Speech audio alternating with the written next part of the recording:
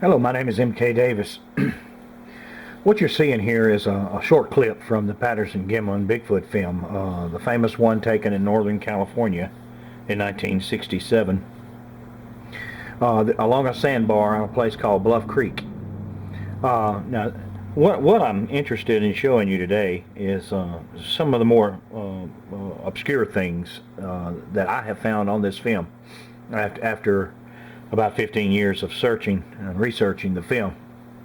When I say obscure, unexplained, or not very well explained stuff, anomalies. And when I call it an anomaly, I mean it's an anomaly like you would expect to see in a live event. A lot of small things occurring, or evidence of something having occurred that wasn't picked up initially on the film because of the event continuing so rapidly, and then the subject itself, you tend to kind of want to stay on the subject itself and not necessarily pay attention to the substrate or anything like that. But let me just show you. I'll start this little animation here, and just pay attention to the sand itself. Here we go. First thing it's going to do is go to black and white to create a higher contrast. Okay, now you get an arrow right there, so the arrow is pointing right in this area right here. And lo and behold, here's a footprint in the sand right there, and there's another one. What's really odd about it is, and I'll show you, I'll just stop it right here and go, and just stop it right there. You have your right foot on your left side and your left foot on your right side. And that's what I mean when I refer to it as an anomaly. It's pretty gratifying to find footprints in the film at all. But to find something, kind of convoluted. But it does have an explanation as far as seeing it actually occur, but you don't really know why the individual did this. Let me just go to, let's see if I can find it here. I think this is going to be it right here. Now what you're going to see here is get an overlay. What I wanted to do is show these same footprints, and here they are right here in front of a semi-transparent Patterson film subject from prior to this frame right here. See, there she is right there, but there she is prior. I was able to take two different times and overlay them so that you can see her actually do this crisscross step. So here we go. See right there? See the foot go from here to here? Boom, boom, boom, boom, boom, boom, boom. And then she steps forward with this one, and then you got crisscrossed footprints. But the question is why, and I don't know why. That's one of the many things that you're going to find in a live event, because it's not rehearsed, and the camera person has zero control over what this subject right here is doing or going to do.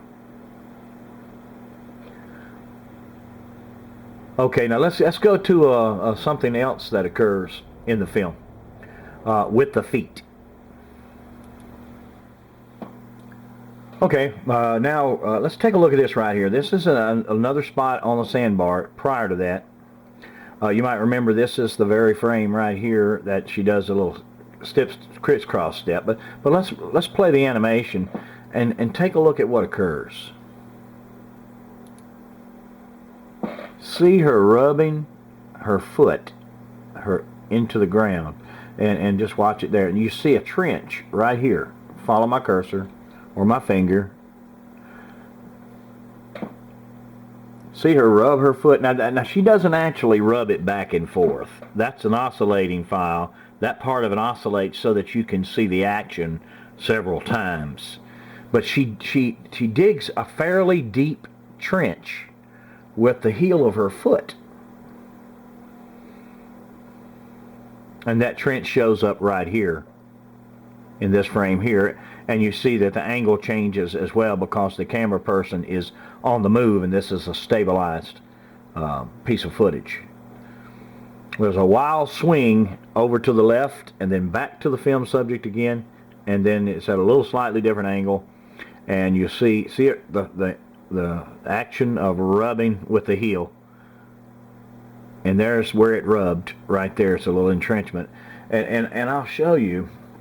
We'll let it run a little bit just here and just watch it.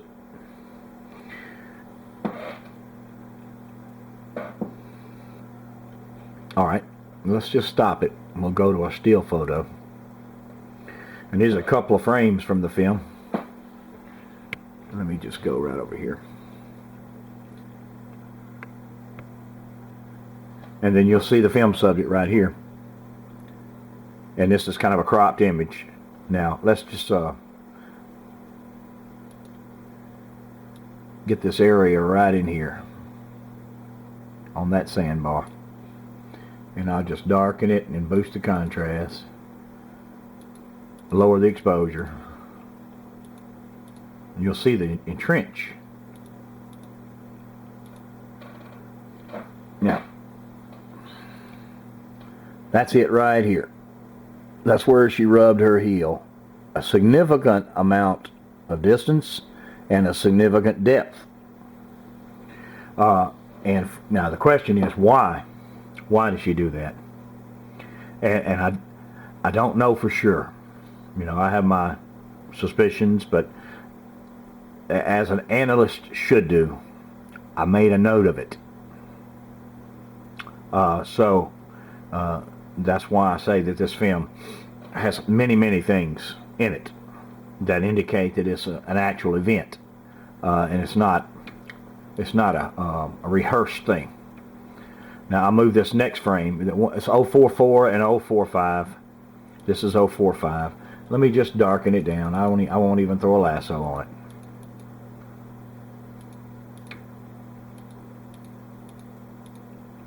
And you'll see right in here, this trench that was dug with the heel. Something went on with the film subject's leg, because less than a second or two at the most after this, she actually goes down. She bends completely over with her rear end sticking straight back at the camera. So I don't know if the two events are connected, but something made it kick with its leg and actually kick hard enough to dig a trench with its heel. And you'll see both of these right here. I'll just spread them apart like a little spreadsheet.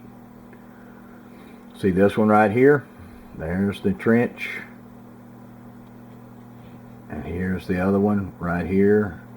And then, why am I just showing two? Because Patterson swings wildly away. And so all you have is this right here. And when he comes back to her again, she's advanced out of the frame. So a lot of it, you just have to take what the film will give you, and the film gives you this. You can actually see it occurring in the animation there. So you have, this is an anomaly. I call it an anomaly. It's unexplained in the film. Now let's move to a different anomaly. Okay, we're back, and we're going to consider a different one, a different anomaly now. Let me try to get it all kind of sized up here. And let's see. Okay, this is in the latter part of the film. Let's see, I got to get it kind of sized up here. This is in the latter part of the film when Patty is walking away. She's actually behind this tree right here, but you're going to see the angle change. The camera person's on the move, and he's going to get an angle, and you'll be able to see her back emerge from behind this tree. But then you'll see something occur right up here on this hillside. Let's take a look.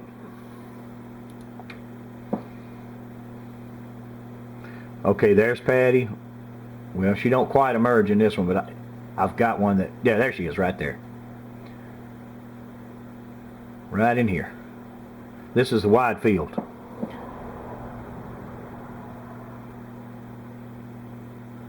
Okay, well, what we're going to look at here is this. Right here on this hillside, you'll see a flash of light. Right there. And some people have made the statement when I showed them this that they thought it was like a piece of film grain or something flaked off the film. But that can't be what that is. Mostly because it's on more than one frame.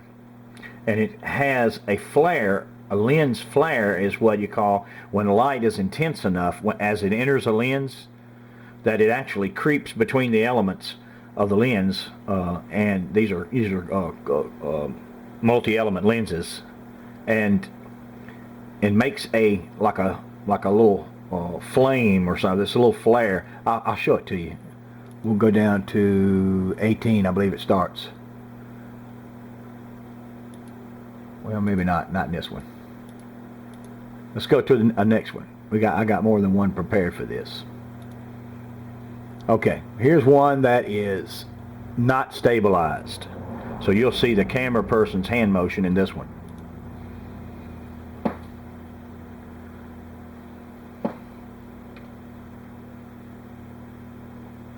And I'll kind of zoom in on that little light flare.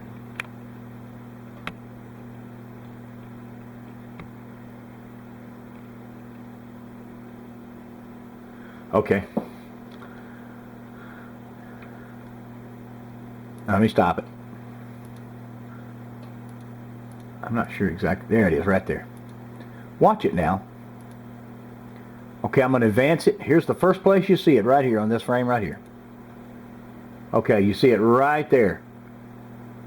And then I'm going to go to the next frame, and you'll see the hand motion of the camera move that frame. So this camera is in the process of panning. See? But the source of the light remains on that particular spot on the hill, even though the image has shifted slightly. And it's grown, and the flare comes down. See the flare? It's creeping between the elements of the lens of the camera. So that's an intense enough light that it begins on one frame, ends on another frame. There you go, right there. And I'm going to just kind of zoom in on it some more. It'll probably fuzz out a little bit, but you can still see it. Alright, here we go. It's not there. There's where it begins. There's where it intensifies. You see the little lens flare? Looks like a little flame coming down. Okay, and then it's gone. Okay, now that is an anomaly. It's on more than one frame of the film, and it remains on the position on the hillside in spite of the fact that the cameraman is panning. So it almost certainly is there in the event. Now, other people say, well, I have copies of the film, and it's not on that copy of the film. Well, I suspect, we don't know the chain of custody of this film. If it's not on the copy of the film that you looked at, then it should be, because it's on this one. It's just as correct to suspect the one it's not on as being something done to it as it is to suspect the one that it is on. An analyst will not choose between the two.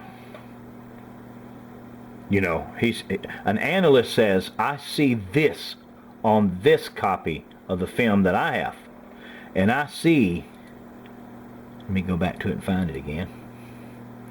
I see it on more than one frame, and it grows in size, and it keeps its position on the hillside in spite of the fact the camera person is panning the camera.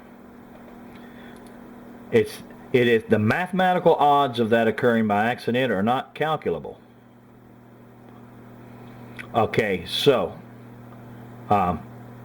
if you have a copy that's not on there, you need to question why it's not on there. That's all I have to say about that. Now, keeping in mind, I'm not through with this setting yet. because now that we've discussed this flare, which is an anomaly in the film, we're going to discuss something that occurs right after the flare, immediately. So let me get set up for that. Okay, we're back. Now I've got a little same setting here, and it's cropped and it's enlarged, and you'll see that it begins with that same anomalous light burst, starting right here. I'll move to the next one. There it is, growing. See the lens flare right here below it. Okay, and then you continue on, and you begin to see Patty emerge from behind this tree right here. Watch her. See, a little further, a little further. There's an arrow pointing to her. But I also have arrows pointing right here, because not but just a second or so after this flash of light, there's movement right here. And I rock this movement back and forth so that you can see that it's fore and aft movement behind a set of limbs, but you can see movement behind the limbs. Okay, and immediately after this, the camera person swings wildly away. So that's all you get of this particular setting. Let me just run the file. Here we go.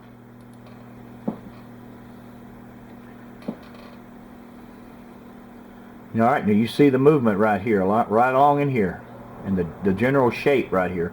You see something swing this way right here.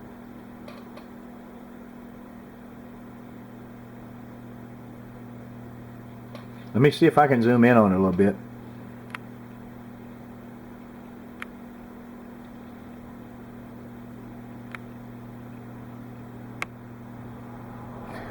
I first featured this on Bigfoot Internet Radio Show, artistfirst.com, Bigfoot Central. And not yesterday, not day before yesterday, but several years ago. One of the reasons why I didn't put this out on YouTube or make it public is because it's controversial, and I didn't need a lot of controversy at that time. The reason why it's controversial, it should not be controversial, it's on the film, but people make it controversial. And a lot of times people get very nasty, especially if it's something that they don't particularly believe, and it challenges something that they don't believe or they do believe about the film. But I didn't put it on there. So it matters little to me. I don't really concern myself with how this film comes out. I'm not trying to make this film be something it's not, or make it not be something it should be. This is on the film. You see the flash of light. You see this figure right here behind these bushes begin to break out, seemingly as a result of this flash of light. Now this flash of light is occurring at normal speed. Watch how quickly this flash of light is fixing to start again. Watch it. Boom. You see how quickly that burst of light came up? But it's in 2 frames. And there, right here is Patty, over on the left side. Watch the figure with the 2 arrows behind these bushes right here. You got one Sasquatch, alleged Sasquatch right here. See that figure? Very similar looking figure right here, erupting from behind this bush, coming left to right immediately after this flash, this burst of light. And that's just simply the setting in the film. That is what you see in the film, in this copy of the film. Now, if this flash of light does not exist on another copy, I can't help that. If this were on only 1 frame, I would probably agree that this is probably a flake of film, emulsion that's flaked off the film. But the odds of the same flake flaking off in 2 different frames at the same spot on the hill are too great. And when Kodak was asked about this, they agreed that it was a lens flare. It was a bright source of light that entered the camera lens. Because in order to make a flare, it has to creep between the elements of the lens, and it has to be intense to do that. But you got a silent film, so there's nothing else there but that visual, that one quick visual. So thought you might be interested in the strange anomalies that are in the Patterson film, and there are more, but that's all I'm going to discuss right now. Now, is this a second Sasquatch in this film? I would say that since this is the first Sasquatch, and this looks like this, it's probably a second Sasquatch, especially since the testimonial of the two men stated that they were in pursuit of several Sasquatches, that the tracks had been seen for several different Sasquatches, different size tracks.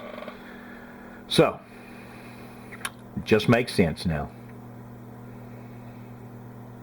I thank you for your time.